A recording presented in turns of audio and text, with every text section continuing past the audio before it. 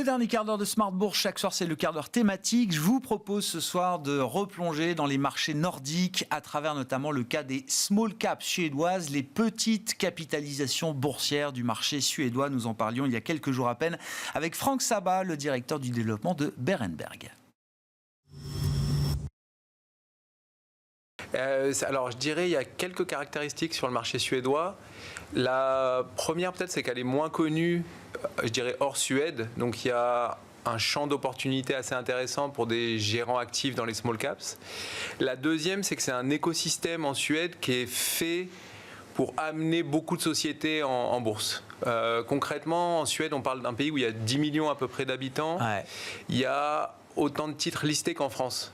Donc sur une économie qui est bien plus petite. Ouais. Donc c'est une économie qui est très tournée vers l'export et qui est très dynamique et très enclin à avoir des sociétés listées. On connaît les grandes, on connaît les Spotify, les Ericsson ou les Volvo. Il y en a beaucoup dans l'univers des small caps et donc c'est plutôt un bon champ d'opportunités en fait. Il y a une vraie culture boursière dans ce pays, que ce soit du point de vue des entreprises ou du point de vue peut-être des investisseurs aussi, j'en sais rien, mais il y a une vraie culture. Oui, on le voit en fait, on parle de 800 à 900 titres listés. Si on compare la Suisse, un pays que j'aime beaucoup, taille à peu près équivalente en nombre de gens, là on parle de 250 titres. C'est dingue, il n'y avait pas cet ordre de grandeur en tête. Ouais. Et du coup, il y a tout l'écosystème qui est lié à ça. Donc aussi bien les sociétés, les CEO qui sont incités à aller chercher des capitaux sur les marchés publics.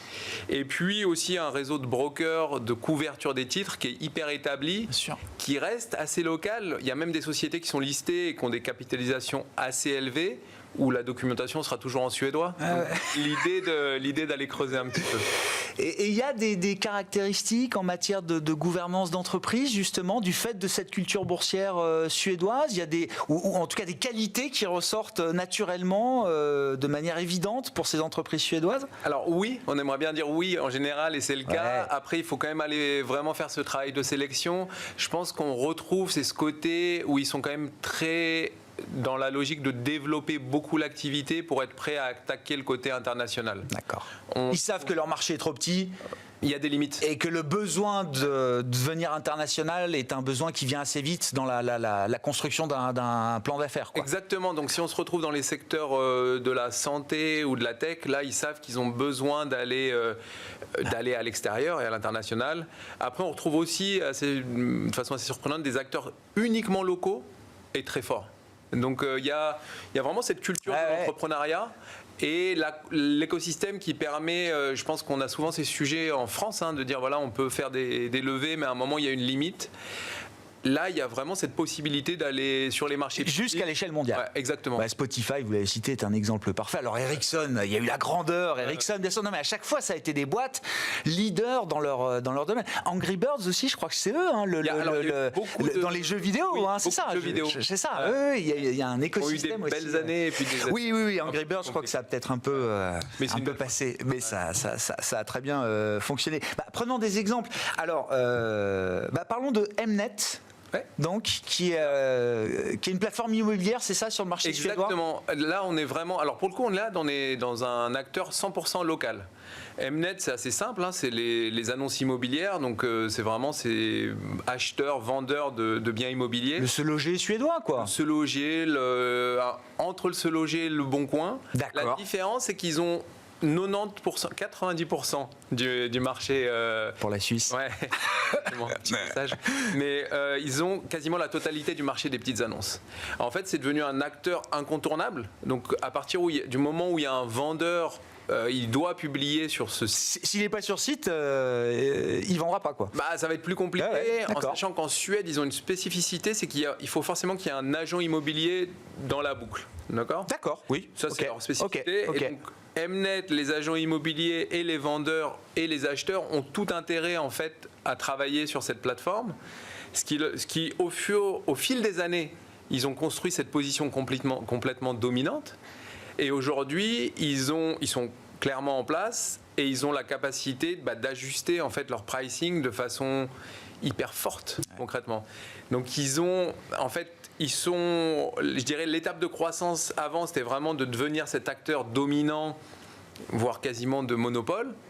l'étape aujourd'hui, c'est de leverager sur cette situation et de pouvoir offrir des packages basiques, premium, super premium. Et effectivement, les gens sont prêts à payer ce premium. Donc en termes de marge, c'est assez incroyable. Ouais. Et là, c'est quel type de niveau de croissance désormais dans cette phase-là aujourd'hui? On est sur des croissances. Alors, ils sont toujours dans des logiques. Il reste quelques petits acteurs, donc il y a toujours de la consolidation. D'accord, okay. Ça reste marginal. Ouais. On est sur des croissances au-delà de 15%. D'accord. Donc c'est et ça se paye comme une valeur de croissance? Et ça se paye, oui. Les prix sont assez hauts. Ouais. Oui, non, mais en même temps, on le voit sur leur. Je pense sur les 2 à 3 dernières années, ils ont vraiment mis en place cette nouvelle politique de pricing. De pricing, ouais. Et les gens sont prêts à payer. Ils sont, en fait, par rapport à la valeur du bien, ça reste totalement marginal. Bien sûr. Et par rapport, et forcément, ils sont enclins à accélérer en fait leur transaction. Et ce site Mnet va vraiment permettre d'optimiser la transaction. L'autre entreprise, alors l'autre cas intéressant sur le marché suédois, c'est Mips. Alors là, qui est une entreprise qui s'est quand même internationalisée. C'est une entreprise mondiale aujourd'hui. Et donc, je recommande à tout le monde de regarder sur les casques de vélo notamment. Vous verrez le petit œillet jaune Mips. Qui signale justement que le casque de vélo a été fabriqué par Mips, ou plus précisément la membrane intérieure. C'est ça, je crois. C'est là où ils ont été très mal. C'est un équipementier des casques, quoi. Alors c'est encore, en fait, le producteur de casques va fabriquer l'entièreté, d'accord. Donc Mips, en fait, ça fait 30 ans. Une équipe d'ingénieurs qui ont développé un amortisseur. C'est ça. Donc l'idée au départ c'était effectivement le vélo, et l'idée, alors on le souhaite à personne, mais en cas de chute c'est plutôt une chute latérale.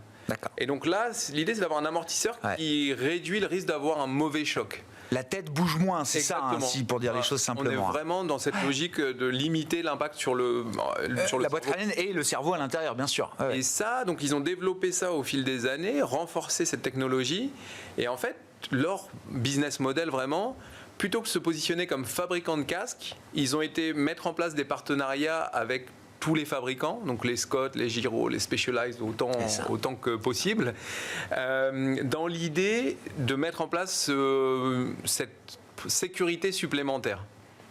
Et donc, ils ont un positionnement qui est unique. Ils sont les seuls à pouvoir offrir ça.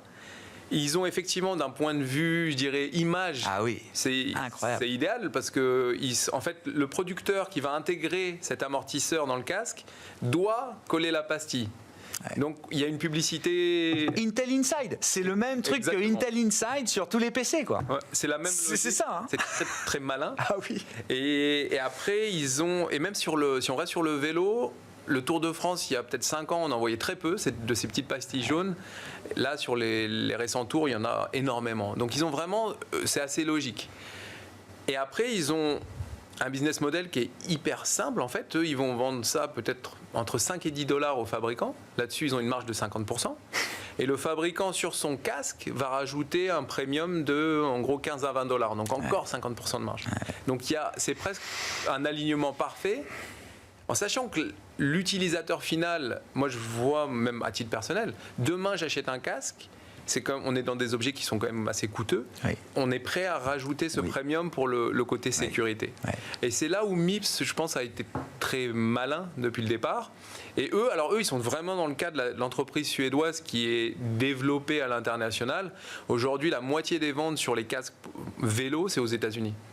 Donc il y a encore une grosse partie qui peut être développée en Europe. Et si on regarde sur la partie développement, en fait, donc ils ont commencé avec les vélos, vélos de route, les TT, BMX, toute la gamme, bien sûr. Et après, ils ont continué dans le sport avec les vélos, les casques de ski. Oui, bien sûr. Là, même bien sûr.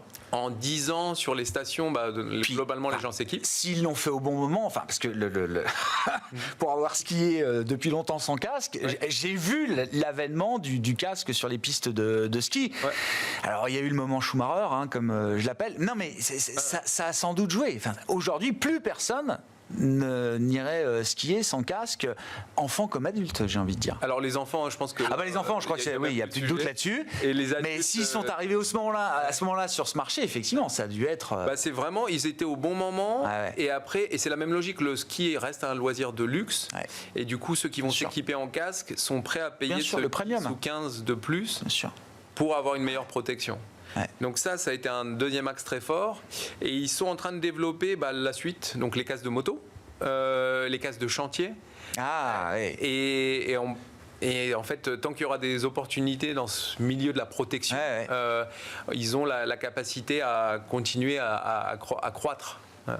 Intéressant sur MIPS, on a quand même eu une période où 2020-2021, mobilité douce, énorme traction. Oui. Et donc là, ils ont eu un rallye très très marqué. 2022-2023, il y a eu vraiment, et surtout 2023, l'ajustement des stocks, l'ajustement du post-Covid. Donc là, le titre a souffert, la société continuait à performer. Ouais. Et là, 2024, ça repart, il y a vraiment cet effet de base. Hein. Et donc on repart sur des bases assez saines. C'était Franck Sabat, le directeur du développement de Berenberg, qui était avec nous dans le quart d'heure thématique de Smart Bourse ces derniers jours. Voilà pour cette édition, à retrouver en replay sur bismart.fr, en podcast sur l'ensemble de vos plateformes préférées et dès demain à 17h en direct sur Bismart for Change.